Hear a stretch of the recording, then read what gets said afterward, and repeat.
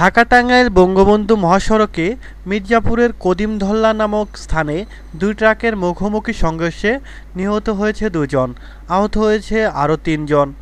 আজ সোমবার সকাল ৬টার দিকে এ দুর্ঘটনা ঘটে।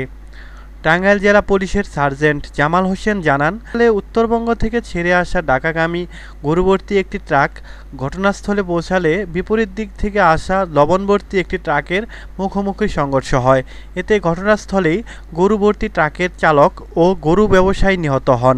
আহত হন আরও তিনজন। এ সময় ট্রাকে থাকা এক গরু মারা যায়। আহতদের মির্জাপুরের কুমুদিনী হাসপাতালে ভর্তি করা হয়েছে। তাদের মধ্যে একজনের অবস্থা আশঙ্কাজনক। কামাল হোসাইন, টাঙ্গাইল.টিভি, মির্জাপুর।